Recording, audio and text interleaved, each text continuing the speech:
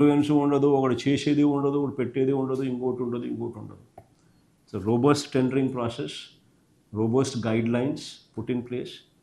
ఆ robust guide lines ప్రకారం it is tendered. టెండర్లలో participate చేస్తారు, చేసిన వాళ్ళు క్వాలిఫై అయిన, చేసిన వాళ్ళకి L1 ఎవడు ఉంటాడో వాడికి ఇస్తారు. అది జనరలీ జరిగే ప్రక్రియ. రాజకీయాలకు సంబంధం లేదు, అంటే దేవుణ్ణి రాజకీయాలు చేయడానికి వీళ్ళు ప్రయత్నం చేస్తూ ఉన్న పరిస్థితుల మధ్య తప్ప. సప్లై చేసిన కంపెనీ ఏదైనా అమల్లో ఉన్న రోబస్ట్ ప్రోటోకాల్ ప్రకారం సప్లై చేసిన కంపెనీ ఏదైనా ఉండొచ్చు, కానీ అమల్లో ఉన్న ఈ రోబస్ట్ ప్రోటోకాల్ ప్రకారం టెస్టులు చేస్తారు. వాళ్ళు వచ్చేటప్పుడు NABL సర్టిఫికేట్ తీసుకొని రావాలా, లేకపోతే పర్మిట్ చేయరు. ఆ సర్టిఫికేట్ ఒకటే కాకుండా ఆ సర్టిఫికేట్తో పాటు తిరుపతిలో ఉన్న TTDలో ఉన్న ల్యాబ్లో కూడా టెస్టులు చేస్తారు. టెస్టుల్లో పాస్ అయితేనే ఆ వెహికల్స్ లోపలికి పోతాయి. This is generally the procedure. ఆ పాస్ అయితేనే లోపలికి వస్తాయి, లేదంటే రిజెక్ట్ చేస్తారు. అసలు దుష్ప్రచారం ఆపండి, నిజాలు బయటికి రావాలి అని సుప్రీంకోర్టుకు వెళ్ళింది ఎవరండి? దుష్ప్రచారం ఆపండి, నిజాలు బయటికి తీసుకొని రావాలి, దుష్ప్రచారాలు ఆపండి, నిజాలు బయటికి తీసుకొని రండి అని చెప్పి సుప్రీంకోర్టుకు పోయింది ఎవరు? వైవి సుబ్బారెడ్డి.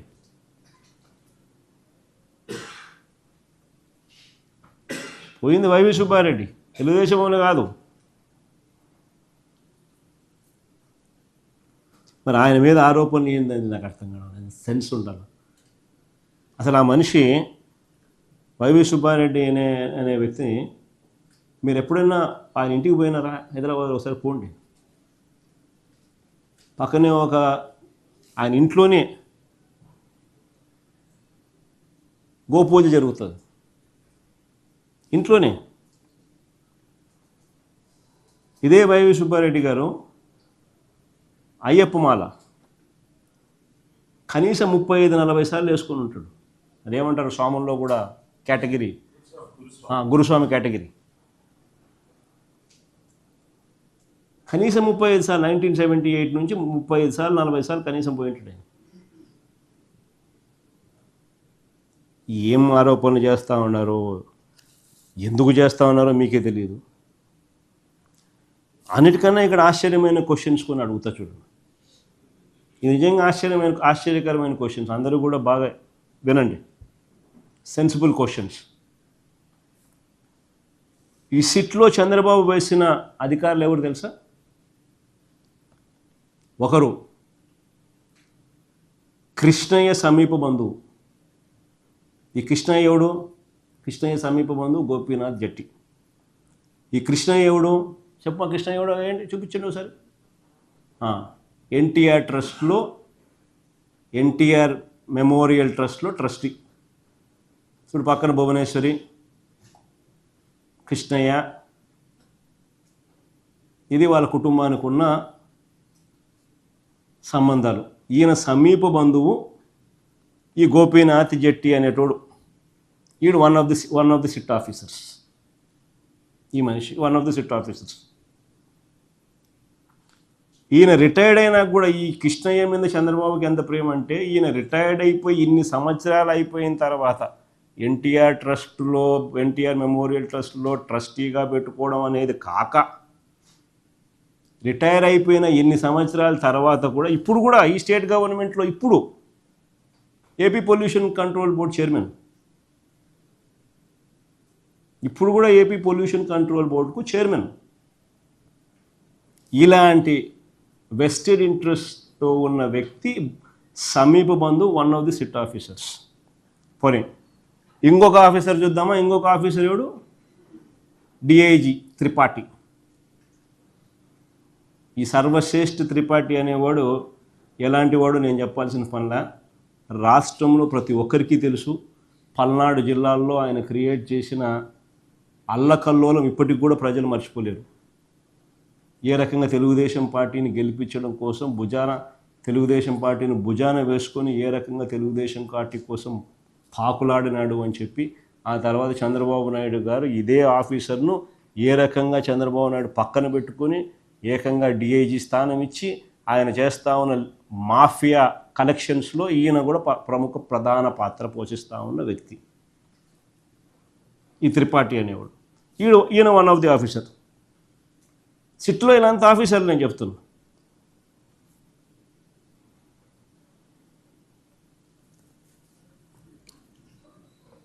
ఇంకా ఆశ్చర్యం, ఈ మధ్యకాలంలో మీరంతా ఆయన వింటారు, YV Subba Reddy PA, YV Subba Reddy PA, YV Subba Reddy PA అని పేరు. ఆయన పేరు ఏం పేరు? అప్పన్న. అసలు ఇది అప్పన్న ఎవడు పిఏ స్వామి అని చెప్పి నాకే అర్థం కాదు.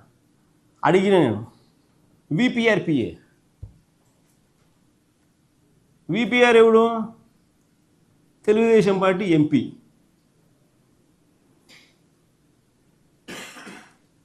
అవును, ఆయన చెక్ ఎవ్రీ మంత్ శాలరీ తీసుకుంటున్నాడు ఆయన దగ్గర నుంచి చెక్స్.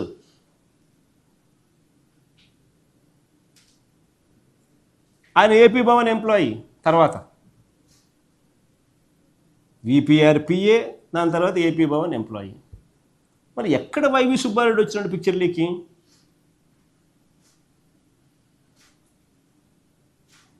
ఎందుకు ఆయన విపిఆర్ పిఏ అని బయటికి రావడంలా? ఎందుకు ఆయన ఏపీ భవన్ ఎంప్లాయీ అని బయటికి రావడంలా?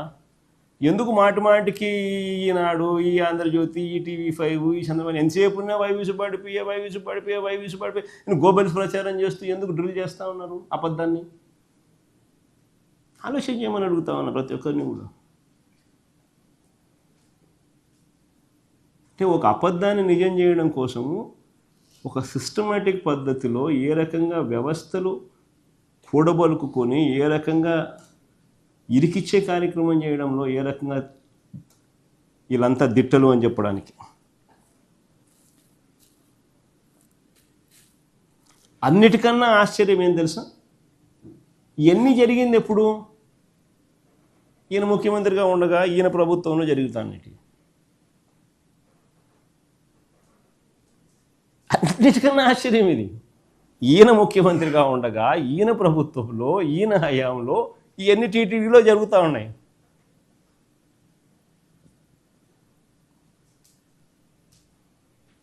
ట్యాంకర్లో రిజెక్ట్ చేసినట్టు నెల తర్వాత వచ్చినాయని వీళ్ళే అంటారు. మరి ఆయన ఎవడు ముఖ్యమంత్రిగా ఉన్నాడు? ఏ రకంగా రిజెక్ట్ చేసినది మీరే రిజెక్ట్ చేసినారు, మీరే నెల తర్వాత మళ్ళీ ఎన్నికకి వచ్చినారు, మళ్ళీ మీరే యాక్సెప్ట్ చేసినారు, మీరే రాసుకుంటున్నారు. అంటే దాని అర్థం ఏంటి?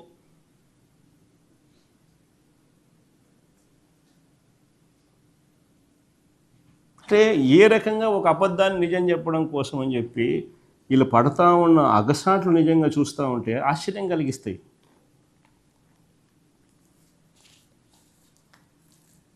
ఇప్పుడు రెండో కేసు చెప్దాం, పరకామణి కేసు. ఇది కూడా బాగా ఇంట్రెస్టింగ్ కేసు.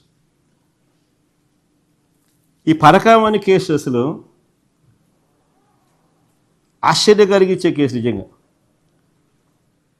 ఈరోజు నిజంగా పరకామణి అనేది అసలు కేసు ఏంది అని ఒకసారి చూస్తే, ఆ రోజు హుండీ డబ్బులు లెక్కిస్తూ, ఆ రోజు హుండీ డబ్బులు లెక్కిస్తూ చిన్న చోరీ, 9 నోట్లు, $9 వర్త్ 72,000 ఇండియన్ కరెన్సీ, $9 నోట్, అది చోరీ, లెక్కిస్తూ చోరీ. ఆ దొంగను పట్టుకున్న పోలీసు అధికారి మరణించేలా చంద్రబాబు వ్యవస్థలను దిగజార్చాడు. ఆశ్చర్యం ఇది. డ్రైవ్ చేస్తా పోతారు, సరే వినండి మీరంతా. మీరు $72,000 విలువ చేసే $9 నోట్లను చోరీ చేస్తుండగా ఆ దొంగను పట్టుకోవడం నేరం అవుతుందా? నేను అడుగుతా ఉన్నా, ఆ దొంగను పట్టుకోవడం నేరం అవుతుందా? దీనికి ప్రాయశ్చిత్తంగా ఆ దొంగ కుటుంబ సభ్యులు 14 కోట్లు విలువైన వారి ఆస్తులను వారు దేవుడికి ఇవ్వడం తప్పవుతుందా? నేను అడుగుతా ఉన్నా మిమ్మల్ని. దీనికి ప్రాయశ్చిత్తంగా ఆ ఆ దొంగ కుటుంబ సభ్యులు 14 కోట్లు విలువైన వారి ఆస్తులను వారు దేవుడికి ఇవ్వడం తప్పవుతుందా? పోనీ దేశంలో అనేక చోట్ల అనేక ఆలయాల్లో ఇలాంటి ఘటనలు గతంలో జరిగాయి. కానీ ఎక్కడైనా ఇలా ఆస్తులు దేవుడికి ఇచ్చారా? నేను అడుగుతా ఉన్నా, అందరినీ ఆలోచన చేయమని అడుగుతా ఉన్నా. ఈ దొంగ దొరికినప్పుడు కేసు నమోదైంది. తిరుపతి కోర్టులో ఛార్జ్ షీట్ వేసినారు. మెగా లోక్ అదాలత్ కోర్టులో కేసును పరిష్కరించారు. అన్ని కోర్టుల పరిధిలో ప్రాపర్ కోర్ట్ ప్రొసీజర్తో, అంటే జరగాల్సిన జ్యుడిషియల్ ప్రాసెస్ అంతా జరిగింది. కేసు నమోదు చేసినారు, తిరుపతి కోర్టులో ఛార్జ్ షీట్ వేసినారు, మెగా లోక్ అదాలత్ కోర్టులో కేసును పరిష్కరించినారు. జరగాల్సిన జ్యుడిషియల్ ప్రాసెస్ అంతా జరిగింది. ఇందులో ఏదైనా సాంకేతిక పరమైన ఏదైనా అంశాలు ఏమైనా ఉంటే దర్యాప్తు చేసుకోవచ్చు, తప్పులేదు.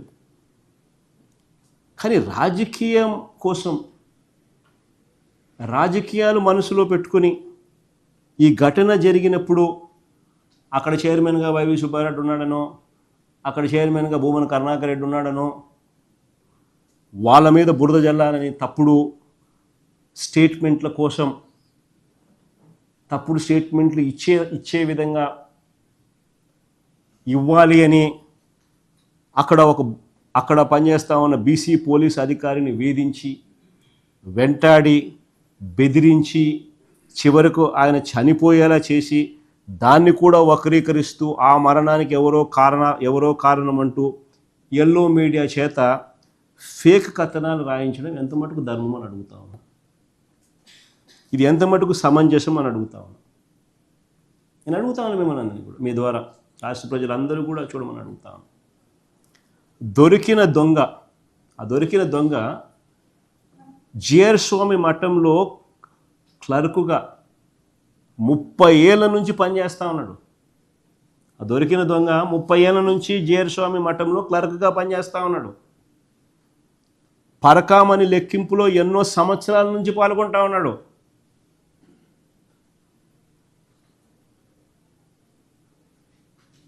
ఏదో కొత్తగా ఇప్పుడు మా ప్రభుత్వంలో వీళ్ళ వచ్చింది కాదు అది. 30 ఏళ్ళగా ఆయన జిఆర్ స్వామి మఠంలో క్లర్క్గా పనిచేస్తూ ఉన్నాడు. 30 ఏళ్ళగా పరకామణి లెక్కింపులో ఎన్నో సంవత్సరాల నుంచి పాల్గొంటా ఉన్నాడు. మరి చంద్రబాబు ప్రభుత్వంలో గతంలో ఎందుకు పట్టుకోలేకపోయినారు అంటున్నారు. Very simple question.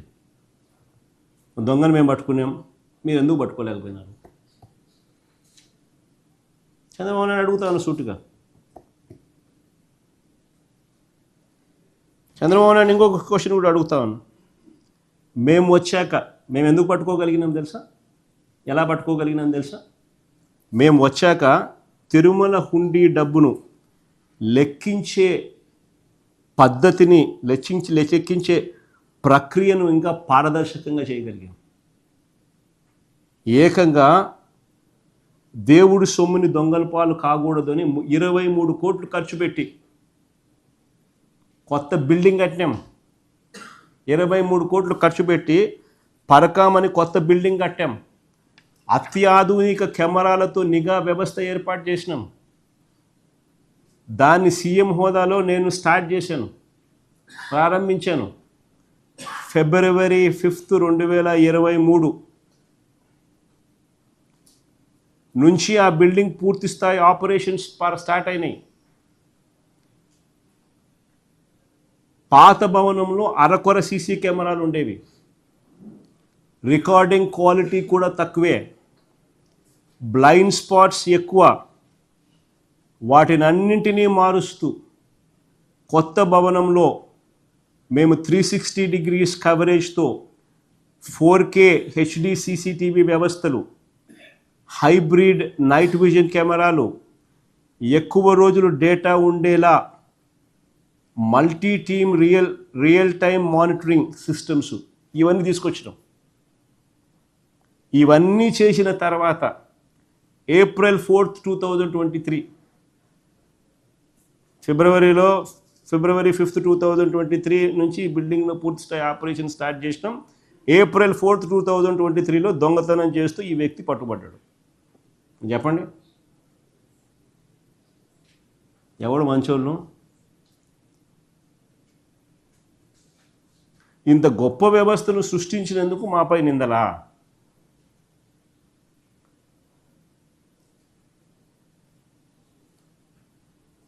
సంవత్సరాలు దశాబ్దాలుగా ఉన్నాడు, ఇదే పని చేస్తూ ఉన్నాడు అని చెప్పి అనుకోవచ్చు. చంద్రబాబు నాయుడు హయాంలో ఎవడు పట్టుకోలా, జరుగుతుంది. మా హయాంలో పట్టుకొని ఈ గతంలో ఏం జరిగిందో దేవునికి తెలుసు. 9 నోట్లు దొరికినాడు, 72,000 విలువ అంతే. ఏకంగా 14 కోట్ల రూపాయలు వర్త్ టీటీడీకి దేవునికి రాసిచ్చినాడు వాళ్ళ కుటుంబం. ఏది చేస్తూ ఉన్నారు స్వామి మీరంతా?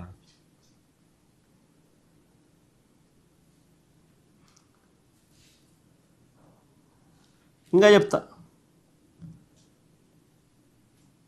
పైగా నాకు ఆశ్చర్యం కలుగుతుంది నిజంగా ఈ మాటలు వింటే. పైగా నేను ఇది ప్లే చేస్తా. వర్ల రామయ్య అనే TDP Telugu Desam party politburo member, Varla Ramaiah అనే మనిషి Telugu Desam party politburo member. ఆయన వాళ్ళ పార్టీ స్పోక్స్ పర్సన్, వాళ్ళ పార్టీ పాలిట్ బ్యూరో మెంబర్. ఆయన చేత చంద్రబాబు నాయుడు గారు మాట్లాడిస్తున్న మాటలు చూస్తే ఎంత ఆశ్చర్యంగా ఉన్నాయో తెలుసా? ఒక్కసారి వినండి ఆయన మాట్లాడే మాటలు.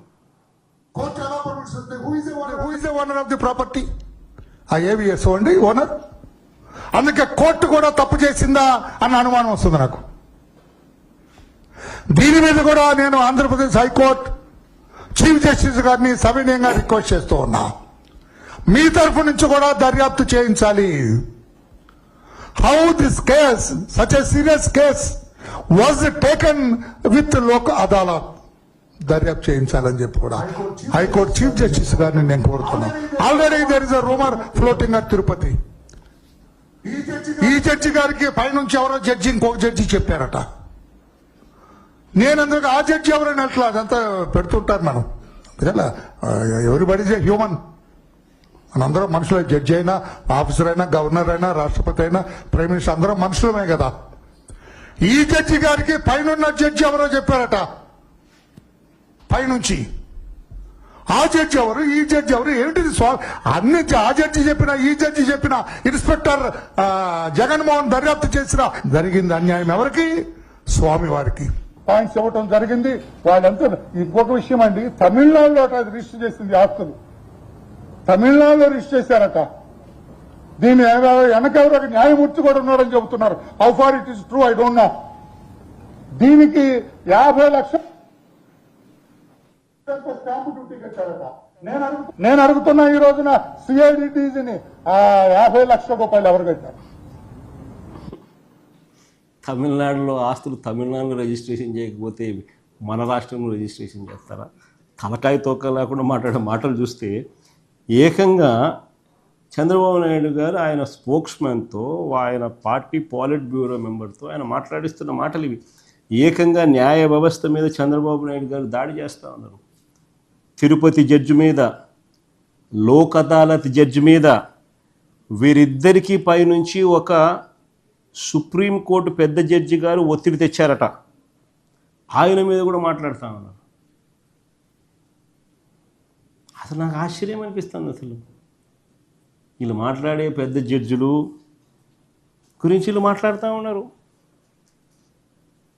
నిజంగా నేను ఒకటే అడుగుతా ఉన్నా, ఇక్కడ సూటుగా అడుగుతా ఉన్నా, ధర్మం తెలిసిన మనుషులుగా, చట్టాలు తెలిసిన వ్యక్తులుగా టీటీడీకి మంచి చేయడం కోసం ఒక మంచి పరిష్కారం చూపుతూ ఈ జడ్జిలు ఒక మంచి పరిష్కారంలో భాగస్వాములై చూపించడం తప్ప అని అడుగుతా ఉన్నాను. మామూలుగా కూడా టీటీడీ అనేది ఎలా జరుగుతూ ఉంటుందో అందరికీ తెలుసు. అక్కడ అంతా పెద్ద పెద్ద సీనియర్ జడ్జిలు వస్తూ ఉంటారు. ఇట్లాంటి కేసులు ఏదైనా ఉన్నప్పుడు ఇక్కడ జడ్జిలు, తిరుపతిలో ఉన్న జడ్జిలు సుప్రీంకోర్టులో ఉన్న జడ్జిల దాకా కూడా మాట్లాడుకుంటూ ఉంటారు. ఇట్లాంటి ఇంపార్టెంట్ కేసు, దేశం మొత్తం చూస్తూ ఉన్న కేసుల్లో మీ సలహాలు ఇవ్వండి, మీ అడ్వైజ్లు ఇవ్వండి, ఎలా చేయాలి, ఏం చేయాలి అని చెప్పి సహజంగా అడుగుతూ ఉంటారు. It is part of the judicial process. With in the judicial committee అడుగుతూ ఉంటారు, సలహాలు తీసుకుంటూ ఉంటారు, చేస్తూ ఉంటారు. ఏ తప్పు జరగలేదు కాబట్టి, ఏ తప్పు చేయలేదు కాబట్టి సలహాలు తీసుకున్నది ఇంప్లిమెంట్ చేసినారేమో. దాంట్లో రాజకీయం చేసేది ఏముందన్న? అంటే ఏముంది అక్కడ రాజకీయం చేయడానికి? 72,000 కోట్లు $9 నోట్లు దొరికితే 14 కోట్ల రూపాయలు ఏకంగా టీటీడీకి వాళ్ళు రాసిస్తే వాళ్ళ ఆస్తులు, నిజంగా దానికి అసలు ప్రపంచ చరిత్రలో ఎప్పుడు జరగవిట్ట.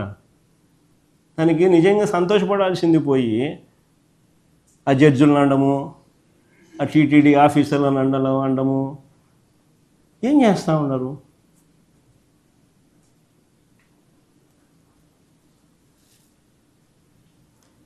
అంతమంది న్యాయ నిపుణులు ఇన్వాల్వ్ అయ్యి దేవుడి ఆలయానికి మంచి చేయడం కోసమే కదా వాళ్ళంతా ఇన్వాల్వ్ అయింది. ఎవరి స్వార్థం ఉంది దాంట్లో? ఏం స్వార్థం ఉంది దాంట్లో? అందరూ ఇన్వాల్వ్ అయింది. ఎందుకు ఇన్వాల్వ్ అయినారు? అధికారులు కానీ, ఆ జడ్జిలు కానీ, ఇంకోరు కానీ ఇచ్చింది కానీ ఒక జ్యుడిషియల్ ప్రాసెస్ ఫాలో అయ్యింది. నిజంగానే ఆస్తులు టీటీడీకి వచ్చినాయి. నేను ఇంకోటి నేను చిన్న ఎగ్జాంపుల్ చెప్తా దీనికి కాంట్రడిక్షన్, దీనికి తెలుగుదేశం పార్టీ స్టాండ్ ఎలా ఉంటుందని చెప్పడానికి. ఈ ఏడాది సెప్టెంబర్ 1న ఈ సంవత్సరం తెలుగుదేశం పార్టీ హయాంలో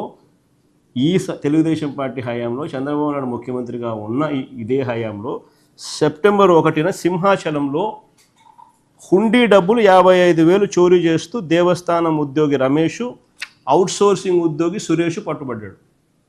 ఇదిగోండి న్యూస్ ఐటమ్ కూడా, డెక్కన్ క్రానికల్లో వచ్చిన న్యూస్ ఐటమ్. అన్ని పేపర్లో, హిందూలో కూడా రిపోర్ట్ అయింది, అన్ని పేపర్లో కూడా వచ్చింది. 2 Simhachalam staff sacked for attempting theft from hundi. September 1 Chandrababu Naidu హయాంలో రిపోర్టెడ్ స్టోరీ. సింహాచలం అన్నది నేను చెప్పాల్సిన పనిలా ఎంతటి ప్రఖ్యాతమైన టెంపుల్లో కూడా. ఈ ఏడాది సెప్టెంబర్ 1న సింహాచలంలో హుండీ డబ్బులు 55,000 చోరీ చేస్తూ దేవస్థానం ఉద్యోగి రమణ, అవుట్సోర్సింగ్ ఉద్యోగి సురేష్ పట్టుబడ్డారు. ఫర్దర్గా ముందుకు పోదామా? ఉద్యోగి రమణను సస్పెండ్ చేశారు. అవుట్సోర్సింగ్ ఎంప్లాయీ సురేష్ను పోలీసులకు అప్పగించారు. కానీ స్టేషన్ బెయిల్ ఇచ్చి వదిలేసినారు. చెప్తాను స్వామి, జరిగిన వాస్తవం కథ వినండి. ఉద్యోగి రమణను సస్పెండ్ చేసినారు. అవుట్సోర్సింగ్ ఎంప్లాయీ సురేష్ను పోలీసులకు అప్పగించారు. పోలీసులు స్టేషన్ బెయిల్ ఇచ్చి వదిలేసినారు. నేను అడుగుతా ఉన్నా, ఎవరు స్టేషన్ బెయిల్ ఇచ్చి వదిలేయమన్నారు? ఎందుకు జైల్లో పెట్టలేదు? మరి చంద్రబాబు నాయుడు గారు దీని మీద ఎందుకు విచారణ చేయలేదు? మొత్తం వాళ్ళిద్దరి ఆస్తులపై విచారణ చేసి వాటిని మొత్తం ఎందుకు స్వాధీనం చేసుకోలేదు? పైగా సింహాచలం ఆలయానికి ధర్మకర్త ఎవరు? తెలుగుదేశం పార్టీకి చెందిన అశోక్ గజపతి రాజు.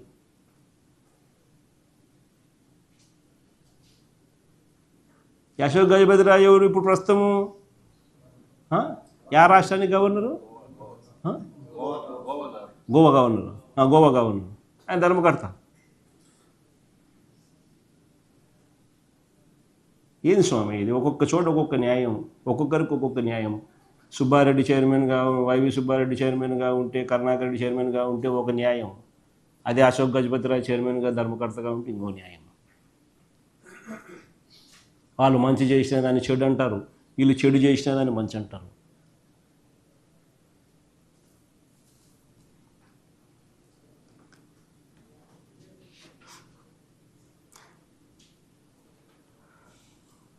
మరి ఆయన మీద విచారణ ఎందుకు చేయడం లేదు?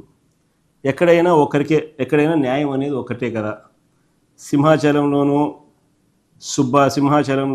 తిరుపతిలోను, సుబ్బారెడ్డి విషయంలోనూ, కరుణాకర్ రెడ్డి విషయంలోనూ, ఆర్ అశోక్ గజపతిరాజు విషయంలో న్యాయం అనేది అందరికీ ఒకటే మాదిరిగానే ఉండాలి కదా.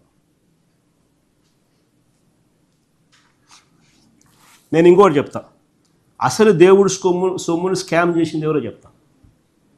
ఇది కూడా బాగా వినండి. అసలు స్కామ్ అంటే ఏంది, దేవుని సొమ్మును ఎవరు స్కామ్ ఎలా చేస్తున్నారు చెప్తా. ఇదే టీటీడీలోని మన 2 ఉదాహరణ కూడా చెప్తా. తిరుపతిలో తిరుచానూరు మార్కెట్ యార్డ్ నుంచి కపిల తీర్థం వరకు ఫ్లైఓవర్ 6 కిలోమీటర్స్. నేను అందరూ తిరుపతికి పోతే అందరికీ కనిపిస్తుంది ఈ ఫ్లైఓవర్. తిరుచానూరు మార్కెట్ యార్డ్ నుంచి కపిల తీర్థం వరకు ఫ్లైఓవర్ 6 కిలోమీటర్స్ మేర. శ్రీనివాస సేతు అని ఫ్లైఓవర్ పేరు. దీన్ని కట్టడానికి చంద్రబాబు గత గవర్నమెంట్లో, అంటే ఆయన పాత గవర్నమెంట్లో ఒక ప్రతిపాదన చేశారు. 67% ఖర్చుతో టీటీడీ పెట్టాలని, 33% ప్రభుత్వం పెట్టాలని ఆయన నిర్ణయం తీసుకున్నాడు. ఆయన నిర్ణయం తీసుకుంటాడు. చంద్రబాబు నాయుడు అప్పటి తిరుపతి కలెక్టర్ను, మున్సిపల్ కమిషనర్ను పిలిపించుకొని 684 కోట్లతో కట్టేయమని చెప్తారు. జరిగింది. గమ్మత్తు ఏమిటంటే ఆ మీటింగ్లో టీటీడీ ఉండదు. టీటీడీనే 67% డబ్బిస్తుంది, కానీ టీటీడీకి సంబంధించిన వాళ్ళు ఎవరు లేరు. ఆ మీటింగ్లో టీటీడీ నుంచి ఎవరిని పిలవలేదు. అంత డబ్బును టీటీడీ నుంచి తీసుకోబోతున్నప్పటికీ టీటీడీ వాళ్ళు ఉండరు. కారణం ఏంటి? రహస్యం ఏంటి? బోర్డు అనుమతి లేకుండా ఆమోదం లేకుండా నిర్ణయం తీసుకుంటారు. తర్వాత ఒత్తిడి తెచ్చి దాన్ని ఆమోదం తెలిపేందుకు అడుగులు వేస్తారు. ఇది స్కామ్. కనపడడం లేదా? దీన్ని మన ప్రభుత్వం వచ్చిన తర్వాత మన టీటీడీ బోర్డు రీవిజిట్ చేసి 40 కోట్లు ఖర్చు తగ్గించినారు. అదే బ్రిడ్జ్ను, అదే ఫ్లైఓవర్ మన 40 కోట్లు మిగిలిచ్చినారు కదా. మరి కొత్త బోర్డు రాకపోయిందంటే ఆ 40 కోట్లు ఎవరు జోబిలేకపోయిండు? రెండో స్కామ్ చెప్తా. టీటీడీకి డబ్బులు ఏదైతే వస్తాయో డబ్బులు 10% మించి ప్రైవేట్ బ్యాంకుల్లో జమ చేయకూడదు. ఇది రూల్. ప్రైవేట్ బ్యాంకుల్లో టీటీడీ డబ్బులు 10% మించి జమ చేయకూడదు. This is the rule in TTD. Chandrababu హయాంలో కమిషన్లకు కక్కుర్తిపడి చంద్రబాబు నాయుడు ఆదేశాలతో చంద్రబాబు నాయుడు గట్టిగా సిఫార్సు చేయడంతో 1300 కోట్లు ఎస్ బ్యాంకులో చంద్రబాబు నాయుడు పెట్టించినారు. ఎస్ బ్యాంకులో, ప్రైవేట్ బ్యాంకులో 1300 కోట్లు పెట్టించినాడు. మన ప్రభుత్వం వచ్చిన తర్వాత మన బోర్డు ఈ నిర్ణయాన్ని రీవిజిట్ చేసి ఎస్ బ్యాంక్ నుంచి ఆ డబ్బులు విత్డ్రా చేసి నేషనలైజ్డ్ బ్యాంకులో ఆ డబ్బులు పెట్టింది. వీళ్ళందరినీ కూడా ఇలాంటి దొంగ కేసులే. వీళ్ళే సాక్ష్యాలు క్రియేట్ చేస్తూ ఉన్నారు. వీళ్ళే అధికారుల చేత తప్పుడు వాంగ్మూలాలు ఇప్పిస్తూ ఉన్నారు. వీళ్ళదే ప్రభుత్వం. వీళ్ళే ఇరికిస్తూ ఉన్నారు. వీళ్ళే కాదు, చివరికి పోసాని కృష్ణమురళి వంటి సామాన్యులు, సీనియర్ జర్నలిస్టులు, కొమ్మనేని శ్రీనివాస్ వంటి సీనియర్ జర్నలిస్టులు, సోషల్ మీడియా యాక్టివిస్టులు వీళ్ళకి వ్యతిరేకంగా పోస్టులు చేస్తే సోషల్ మీడియా యాక్టివిస్టుల మీద గంజాయి కేసులు పెడుతున్నారు.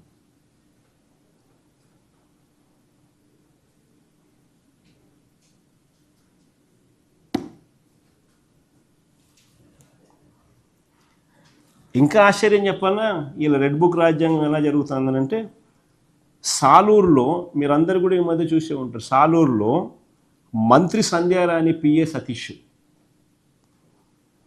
సాలూరులో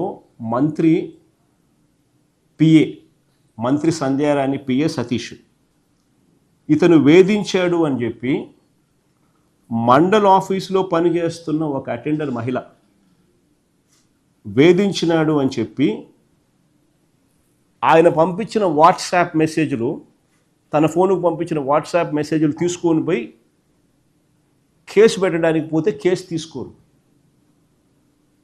ఈమె కంప్లైంట్ చేస్తే, ఫిర్యాదు చేస్తే, ఈ వాట్సాప్ మెసేజ్లు ఆధారాలుగా చూపిస్తే, మామూలుగా బాధ్యత గల ప్రభుత్వం అయితే ఏం చేయాలి? ఆ పిఎన్ బొక్కలో వేయాలన్నా? ఆ మండల ఆఫీస్లో పనిచేస్తూ ఉన్న మహిళ వాట్సాప్ మెసేజ్లు చూపిస్తూ ఉంది, ఆ పిఏ ఫోన్ నుంచి వచ్చిన వాట్సాప్ మెసేజ్లు. హెరాస్ చేస్తా, ఒక మహిళను అబ్యూస్ చేస్తా, నాతో పండుకుంటావా, ఇంకొకరితో పండుకుంటావా అని చెప్పి ఇటువంటి గలీజ్ మాటలన్నీ మాట్లాడతా వాట్సాప్లో.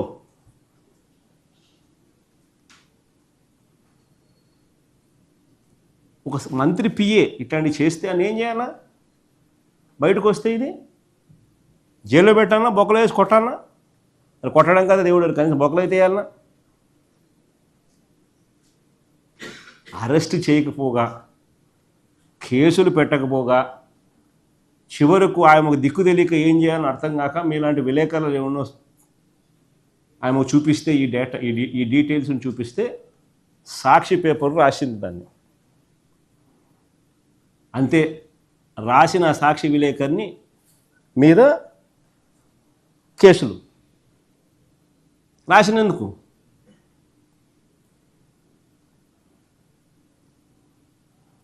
ఎక్కడికి పోతాం మనం?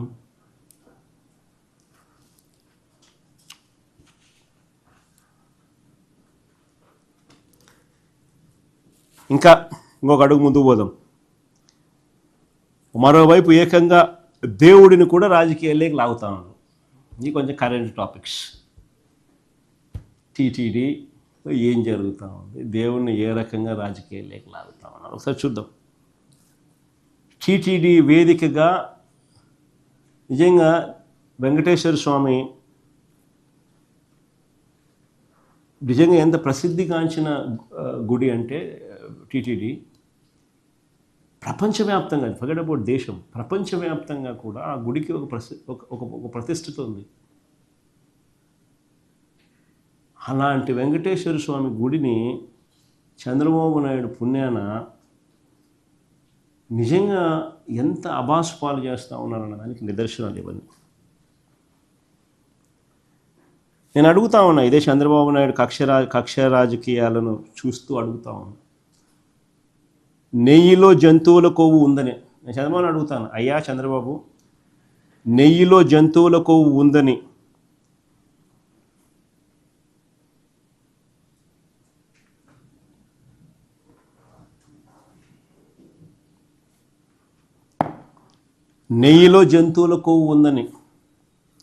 ఆ నెయ్యి లడ్డూలో కలిసిందని, ఆ లడ్డూలు భక్తులు తిన్నారంటూ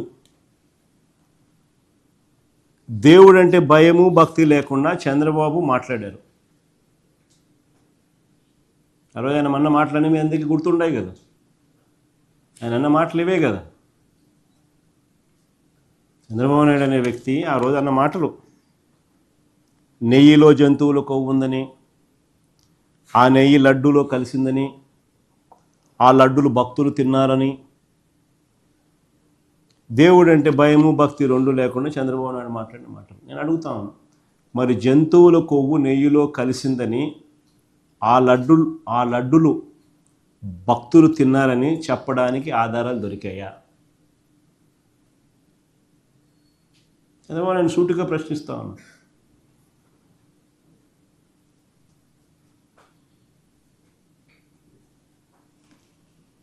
కల్తీ నెయ్యి ఆరోపణలున్న ఆ ట్యాంకర్లు, ఎన్ని క్వశ్చన్స్ నేను అడుగుతాను. ఆ కల్తీ నెయ్యి ఆరోపణలో ఉన్న ఆ ట్యాంకర్లు ప్రసాదం తయారీలోకి వెళ్ళాయా? దీనికి ఆధారాలు ఉన్నాయా అని అడుగుతాను.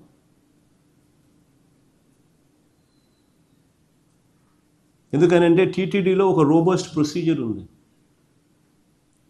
టీటీడీలో ఒక రోబస్ట్ ప్రొసీజర్ ఉంది. టీటీడీలోకి వచ్చే ఏ ట్యాంకర్ అయినా కూడా